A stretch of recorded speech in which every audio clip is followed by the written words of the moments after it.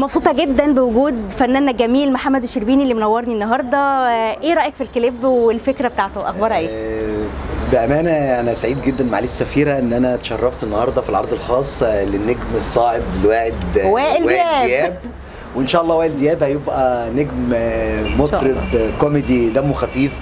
طبعا بشكر المخرج العالمي الأستاذ علي غنيم اللي قدمه في كاركتر مناسب للأغنية، والألوان جميلة عجبتني جدا وعجبني قوي العيش كل حاجة مختلفة الحقيقة. يعني بصراحة شغل جديد ومبهج وأسعدني وأسعد أسرتي وأنا فرحان جدا، وتحياتي ليكم وربنا يوفقكم إن شاء الله. ميرسي ونورتني. ده نورك يا فندم.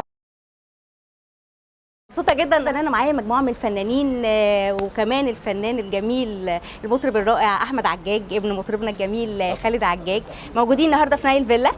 بنحتفل بالعرض الخاص للكليب الجديد لوائل دياب. قولي رايك في الكليب ايه؟ انا رايي في الكليب يعني شهادتي في وائل مجروحه، لان هو عامل لي شغل في الالبوم بتاعي الجديد. حبيبي احمد تسلم. شغل جامد جدا شغل فاخر من الاخر. والله يعني هو جميل وفنان كبير، والكليب حلو قوي اللي هو عامله، وربنا يبارك لك فيه يا رب. وان شاء الله الشغل بتاعي بقى هينزل برده ان شاء الله يا رب بقى. الغنى الصح بقى، الغنى الحقيقي بقى. شاعر كمان، غير ان هو فنان ومطرب كمان شاعر رهيب، يعني بيكتب حلو قوي. ربنا يخليك. ان شاء الله اول اغنيه هتبقى كلماته برده. بشكر حضرتك سفيره السعاده طبعا. تسلم، ربنا يخليك. واسعدتينا بوائل دياب. وبشكر طبعا الفنان العظيم. ايه رايك في الفكره؟ لا فكره جميله، فكره جميله جدا، والمكان هنا بجد جميل جدا وعلى النيل وحاجه تحفه يعني. يا رب بجد تتبسطوا معانا النهارده ان شاء الله. ان شاء الله.